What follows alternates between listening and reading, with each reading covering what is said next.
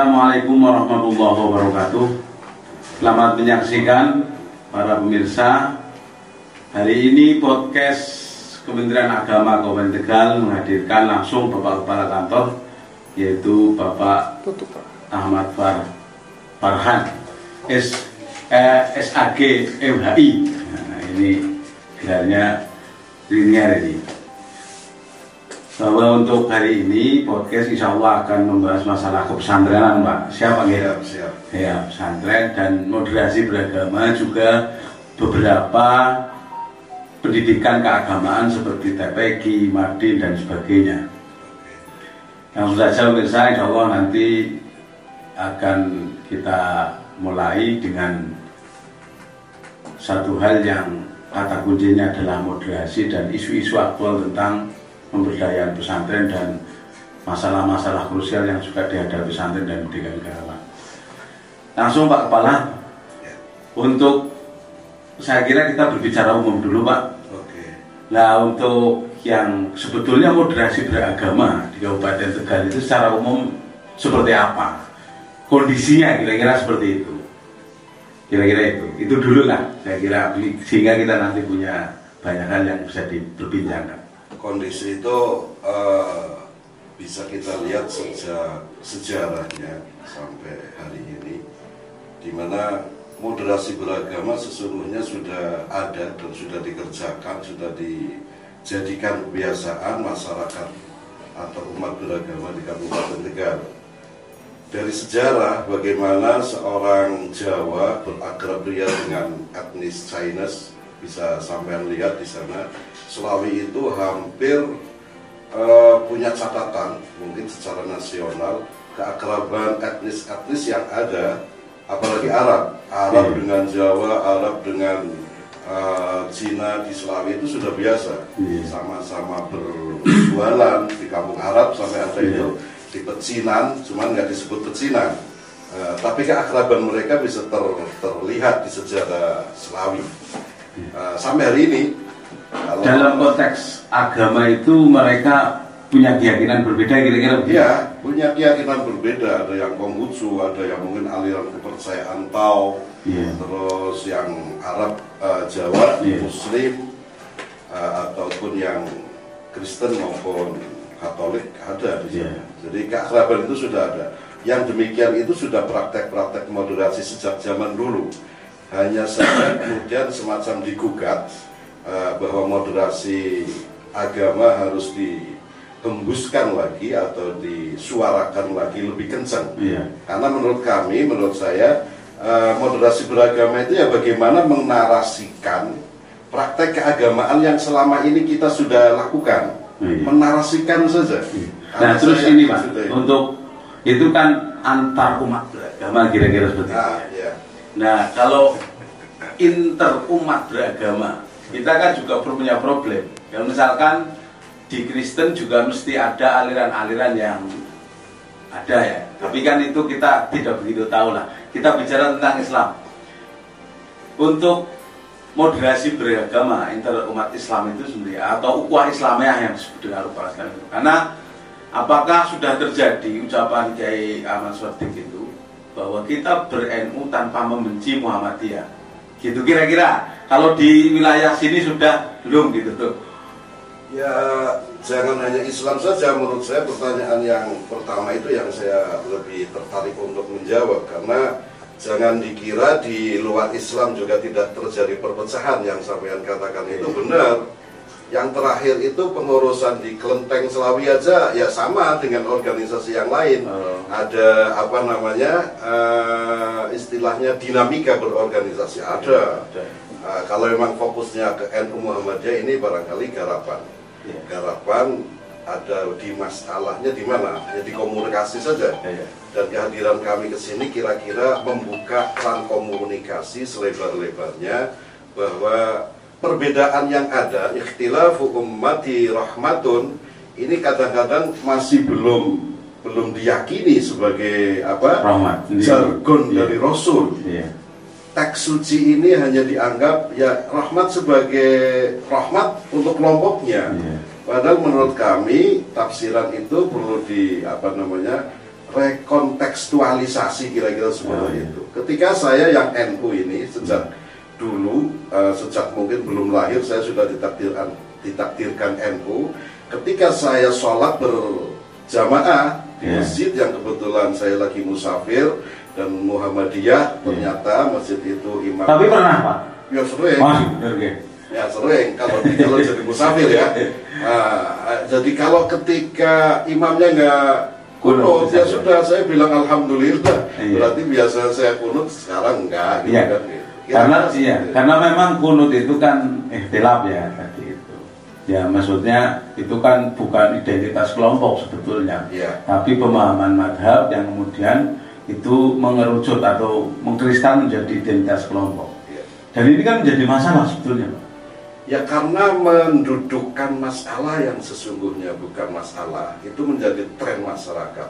Karena masyarakat kita memang bagaimanapun sekian ratus tahun jadi penjajah, dijajah maksudnya. Identitas atau apa namanya watak-watak yang dijajah itu masih ada sampai hari ini. Apa watak penjajah? Selalu saja memperkeruh suasana yang sesungguhnya sudah bening. Divide et impera gitu kira-kira. Iya, bagaimana mereka itu senang sekali melihat kita itu berperang, berpolemik. Itu hari ini masih kita rasakan. Dan kita harus maklumi, ketika ada orang kalau nggak kunut terus kemudian harus sholat ulang, ya kita harus maklumi. Barangkali itu yang perlu kita pahamkan secara mendalam, bagaimana moderasi itu dipahami secara moderat juga. Contoh begini, ketika yang hari ini seolah-olah yang non moderasi itu kaum radikal begitu ya, harus pakai jenggot, harus berjenggot. Saya jenggotan Pak ini. Iya, ini juga kita harus moderat. Jangan kemudian yang seperti itu seolah-olah bukan moderat, harus radikal. Tidak harus. Saya juga punya jubah, saya juga punya jenggot. Ini bagian dari upaya kita moderasi yang kafah kira-kira seperti itu. Jadi jangan kelompokkan juga mereka yang berjenggot sama celana cingkrang itu selalu radikal. Ini juga salah. Nah, sementara Pak, ini kan sudah kita buat gambaran kondisi sekitar Kabupaten Tegal, ada beberapa agama dan sebagainya. Juga ada modal sosial sebetulnya.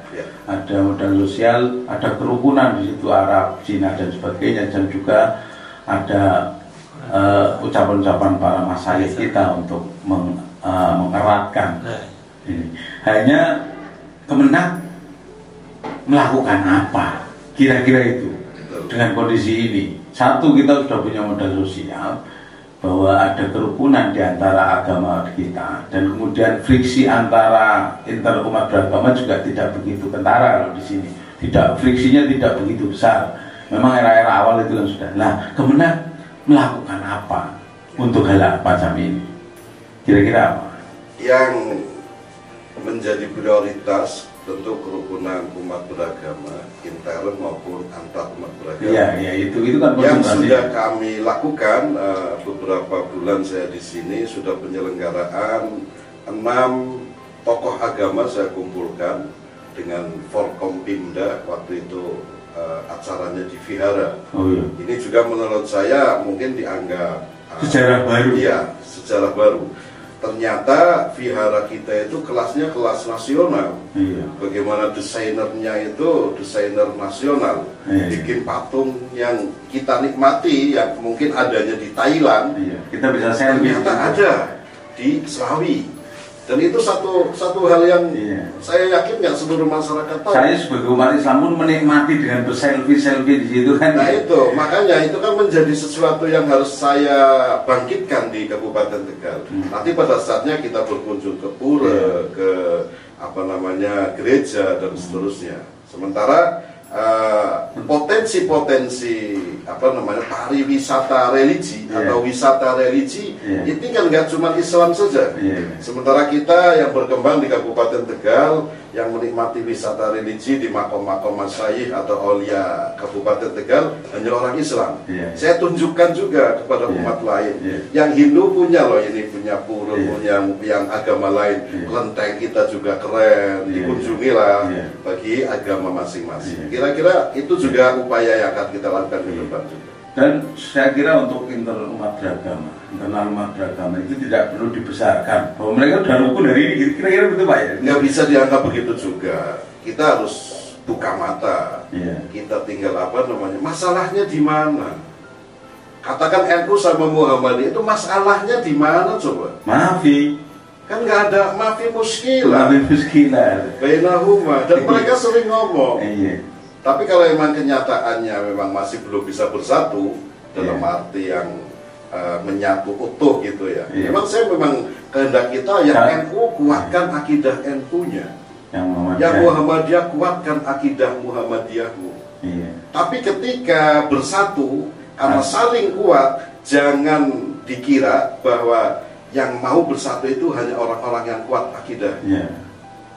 Dan kalau perlu dicatat, jangan sampai ada bilang kita Madan Muhammadiyah itu Madan NU, bukan begitu.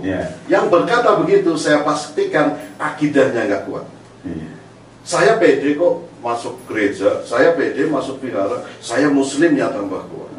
Saya NU masuk Muhammadiyah ke basecampnya Muhammadiyah, ke NU-an saya tambah kuat. Begitupun sebaliknya. Orang Muhammadiyah masuk basecampnya NU makin kuat. Ini akan kita ajarkan seperti itu, pencerahan yang semacam itu. Jadi sekali lagi saya nggak akan tutup mata, tapi akan saya detailkan masalahnya itu seperti apa.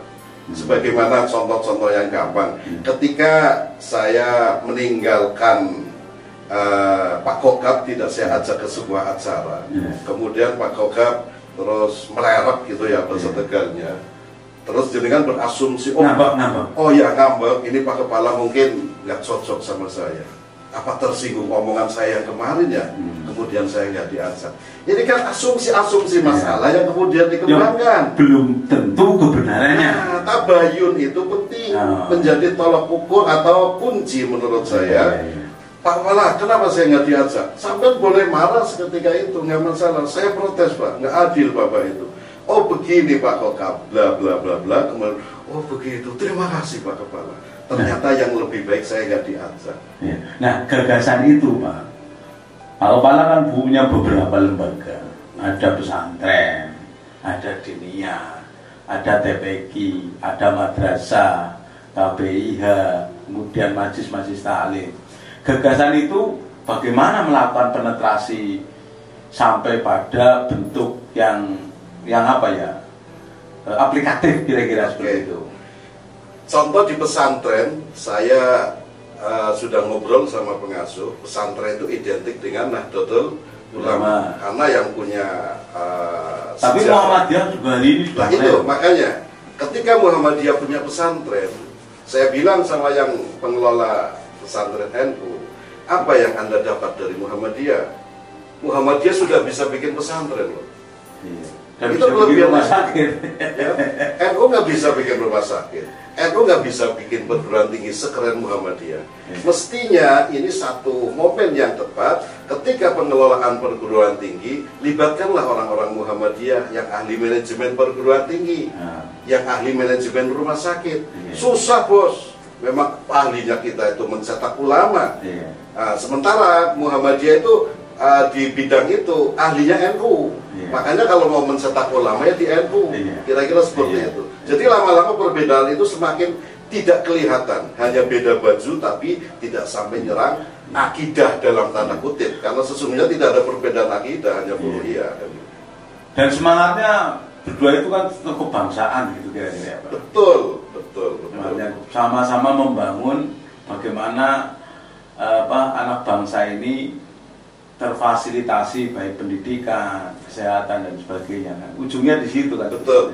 Saya kira kalau di Kabupaten Tegal jelas, katakan rumah sakit yang punya Muhammadiyah. Saya nggak bicara RSUD ya. Lah tapi kan pasiennya juga mayoritas NU. Kenapa nggak bisa dikolaborasikan? Iya dong. Lah Muhammadiyah kalau nggak ada pasien, kalau nggak ada NU, pasiennya dari mana coba? Orang Muhammadiyah cuma sedikit, kayaknya jarang sakit juga. Mana enak. Nah, ini juga kan saling simbiosis, mutualisme kira-kira seperti itu. Nah, saya masuk lebih ke dalam nih Pak, masuk ke dalam. Begini, maksud saya gini. Itu kan, nah kita punya lembaga pesantren, kemudian kemudian yang saya jelaskan sampai ke madrasah, sampai ke KPI, sampai ke majelis taklim dan FAUA, itu langkah-langkah yang kemudian menjadi program unggulan Bapak terhadap proses moderasi ini, itu setidaknya satu yang sudah dilakukan. Yang kedua, cita-cita atau tahun depan yang akan kemudian dilakukan, itu kira-kira itu gimana itu? Setengah tahun lah ya, 1 semester saya bertugas di Kabupaten Tegal sudah kita laksanakan Jalu, itu juga dalam rangka moderasi. Jalu itu apa? Dijelaskan dulu Pak nanti ya, teman-teman. Jaring aspirasi layanan umat. Bentuknya apa? Bentuknya dialog dengan masyarakat per kecamatan ya, kita mampunya hanya per kecamatan. Jadi kita masukan-masukan dari masyarakat yang kita butuhkan hari ini bisa kita terima. Setelah kita terima, kita follow up. Contoh saja hasil Jalu itu masyarakat pengen kita membantu sertifikasi tanah wakaf. Alhamdulillah kita langsung MOU berdasarkan rekomendasi atau permintaan masyarakat. Kita dari hasil Jalu itu. Dari hasil Jalu. Kemudian khotmil Quran, jangan dikira itu bukan hasil Jalu, itu hasil Jalu. Ada penanya seorang kiai, tokoh masyarakat, Pak Kemenak, apa yang sampean lakukan menyikapi kemaksiatan yang begitu terbukanya? Oke, kita saingi kemaksiatan dengan ketaatan kita. Jadi mohon maaf. Itu yang sampean sebut sebagai perang antara kebaikan dan keburukan di langit itu. Kira-kira seperti itu. Jadi saya berharap ini jangan membuat tersinggung agama lain, karena saya juga mempersilahkan kalau memang agama lain menyelenggarakan hal serupa dengan cara-cara yang mungkin sedikit berbeda, nggak harus khotmil Injil atau khotmil beda, tapi silahkan. Dan itu yang diberdayakan. Misalkan di sini kan ada Bimas, ada Pontren, ada madrasah. Dari proses-proses itu, maksudnya pembagiannya. Ya, tentu ada leading sektor. Ketika saya di Khotmil Quran itu apa namanya memakai FKPP atau FKHH, itu Bimas sama Pontren harus berkolaborasi. Jadi ini kolaborasi juga nomor 2 setelah tadi ya, pemahaman moderasi yang bagus. Untuk aplikasinya kunci kedua ya kolaborasi antar stakeholder yang ada, stakeholder internal maupun eksternal harus kita kolaborasikan. Iya, saya paham Pak. Ini gini, di pesantren saja yang saya tahu ya, itu pesantren itu ada isu-isu yang tentang ada radikalisme, ada moderasi, ada ya NKRI dan sebagainya.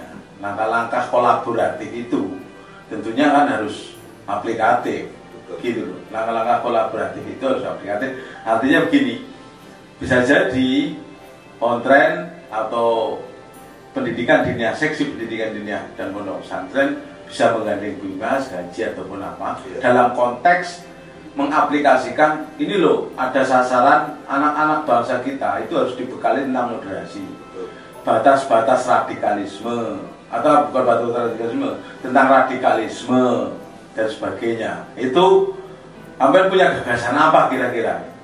Ini kalau di dunia pendidikan, mungkin kalau di lembaga pondok pesantren yang NU mungkin ada pelajaran aswaja, kan?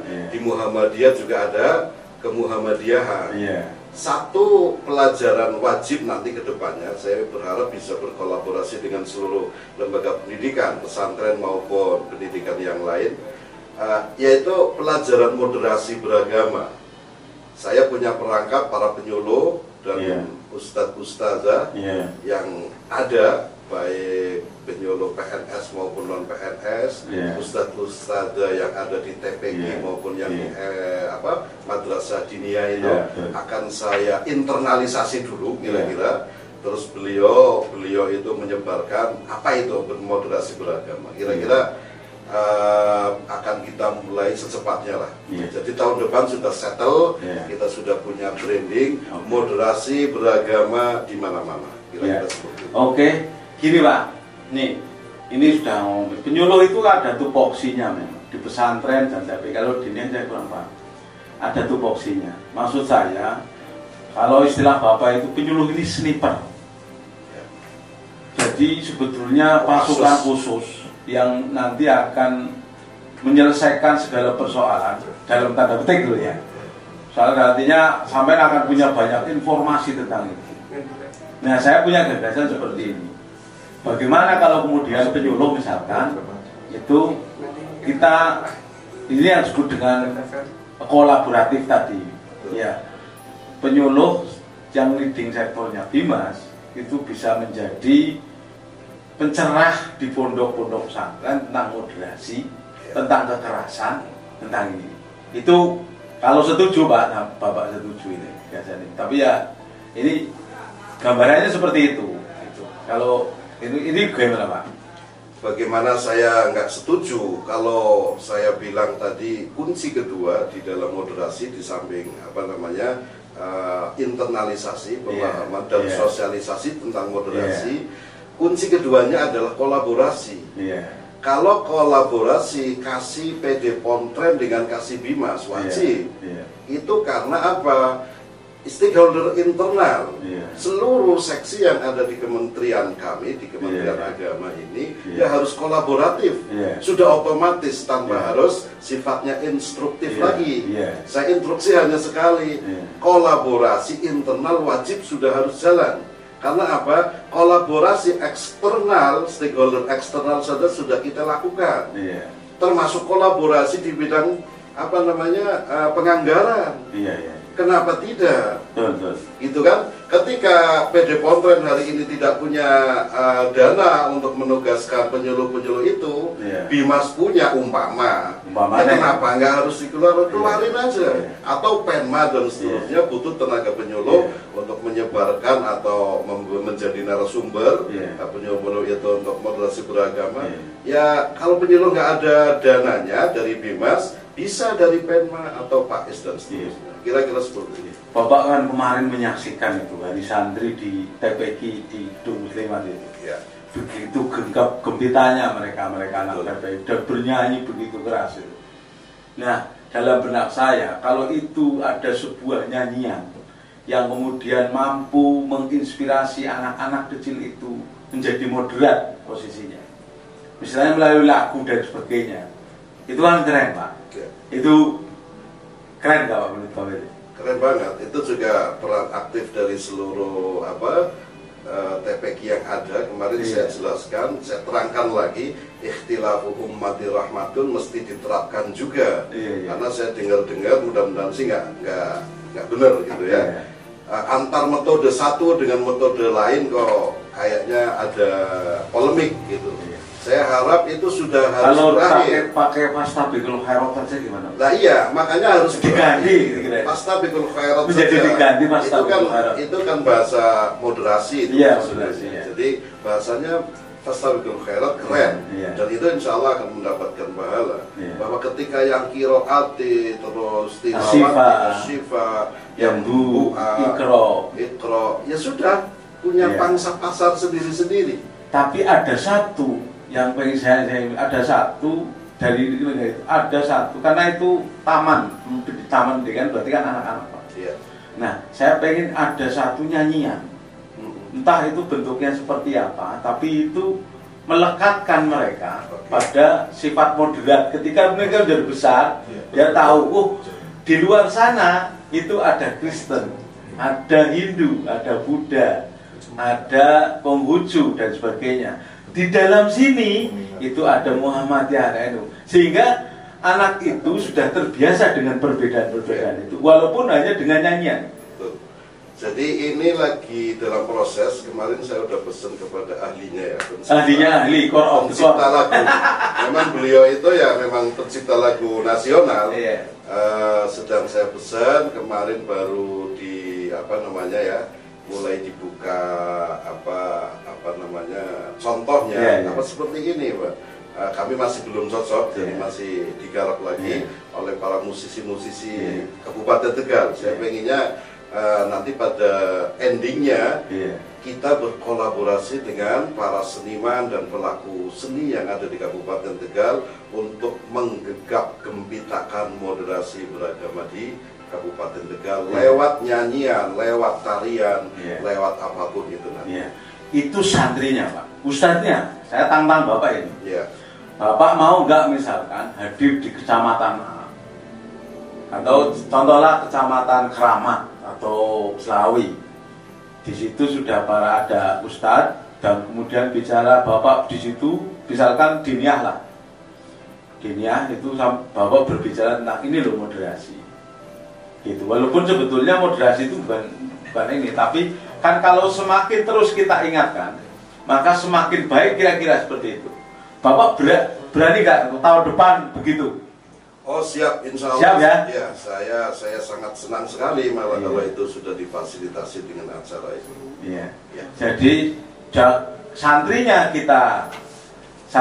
kita garap, baik untuk yang tingkat TPQ Madrasah Diniyah itu dengan kurikulumnya, kemudian TPQ dengan nyanyiannya, pesantren dengan penyuluhan para penyuluhnya, ya. Itu kan sudah ya. Nah, ustadznya sudah ini. Nah, sekarang berarti clear kira-kira untuk moderasi.